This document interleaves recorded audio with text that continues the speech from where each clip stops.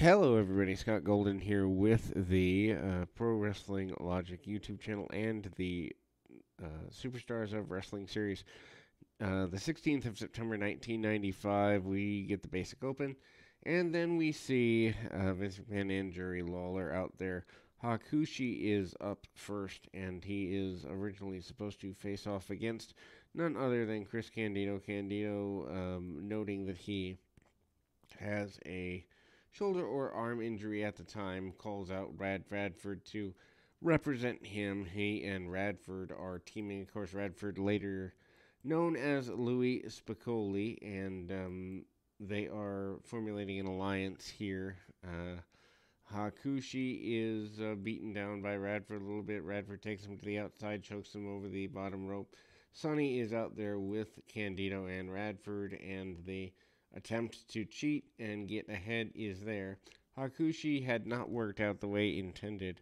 I don't even know that he does a full year's excursion in the WWF. Sonny tries to distract the referee from the outside, and that is successful as Skip is able to pull down the top rope on Hakushi when Hakushi is whipped into the ropes, and Skip uses his good arm to get an advantage there. Hakushi comes back in, crossbody and other attempted pinfall maneuvers. The match is pretty even. Of course, Spicoli, known for his time in Mexico as Madonna's boyfriend, does the inside-out clothesline thing here along the way, and Spicoli certainly not all that intimidated by his opponent. Drop kick under the chin and other maneuvers by Spicoli. Spicoli taking actually the majority of the match, and for a Superstars match in a time when the company is between good idea, bad idea sort of things, this is not a bad match by 1995 standards. Jumping back elbow a la Muda and the flying forearm by Hakushi is there. Hakushi then makes his way to the top rope and ultimately manages to do what he can where he can. Drop kick under the chin by Hakushi. Hakushi actually looks pretty decent in the match, but obviously the match is intended to be more of a showcase for the Chris Candido character. Obviously, Hakushi slips behind, gets the victory, and Sonny and Skip and Radford not happy with everything.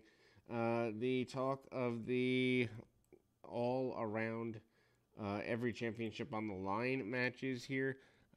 Jim Cornette and Mr. Fuji presenting Owen Hart and Yokozuna, who promise to defend their tag team titles and walk away with one of the singles titles as well.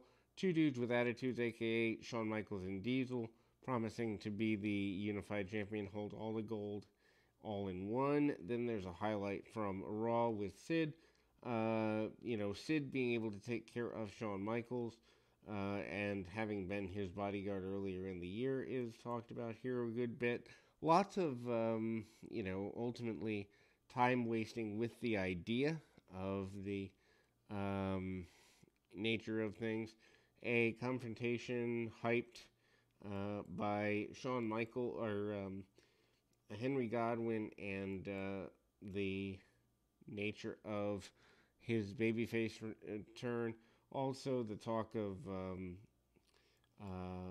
none other than Bob Backlund running for president in the 96 election begins here in late 1995. Not necessarily sure that campaign ever really did anything, but Backlund getting a couple more months out of his run as a heel is entertaining.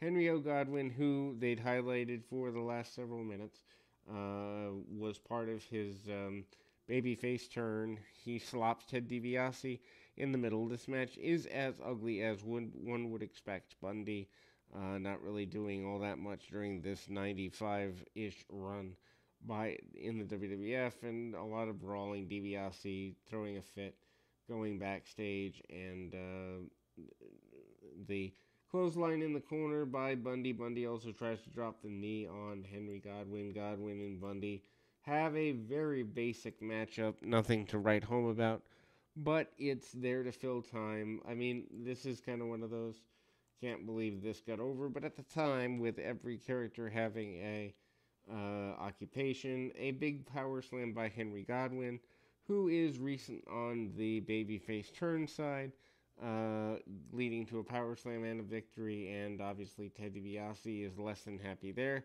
Sid runs down with Ted DiBiase, and ultimately Bam Bam Bigelow checks on Henry O. Godwinn, who is knocked out by the $1 Million Corporation post his victory.